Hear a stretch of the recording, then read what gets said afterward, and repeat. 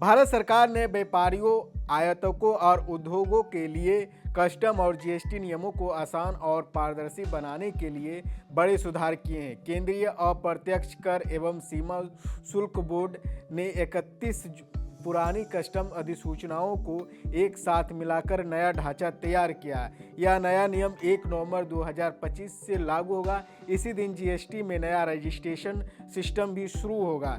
इससे छोटे और बड़े व्यवसाय, आयातक और सरकारी संस्थाएं आसानी से रजिस्ट्रेशन कर पाएंगे।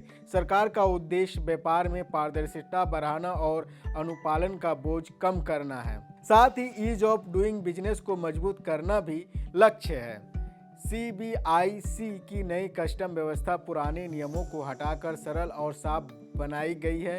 1957 तक की पुरानी अधिसूचनाओं को मिलाकर नई व्यवस्था तैयार की गई है। इसमें कृषि उत्पाद, फार्मा, नवीनीकरणीय ऊर्जा इनपुट्स, मेटल, उर्वरक, इलेक्ट्रॉनिक घटक और रत्न जैसे क्षेत्रों में व्यापार आसान होगा। व्यापारियों और आयातकों के लिए अब शुल्क और छूट के लिए नियम समझना आसान होगा। पुराने जटिल और अप्रचलित नियम हटाए गए हैं, जिससे प्रशासनिक परेशानियां कम होगी।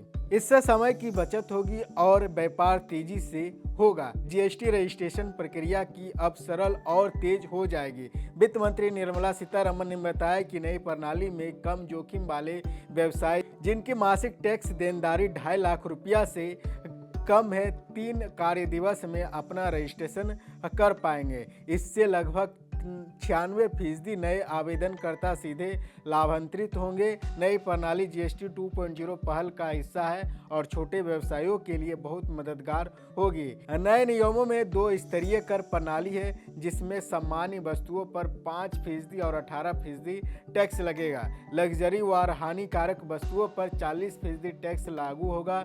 फाइलिंग प्रक्रिया आसान होगी, रिफंड ऑटोमेटिक होंगे और जोखिम आधारित ऑडिट से सही अनुपालन सुनिश्चित होगा। सरकार का लक्ष्य है कि जीएसटी प्रणाली तेज, आसान, पारदर्शी और व्यापार के अनुकूल बने। ईमानदार टैक्सपेयर को मदद मिलेगी और नियमों का पालन न करने वाले के खिलाफ सख्त कार्रवाई होगी। नई प्रणाली से छोटे व्यवसाय और सरकारी संस्थाएं आसानी से रजिस्ट्रेशन कर पाएगी। इससे व्यापार आसान होगा और कर प्रणाली ज़्यादा पारदर्शी और आधुनिक बनेगी।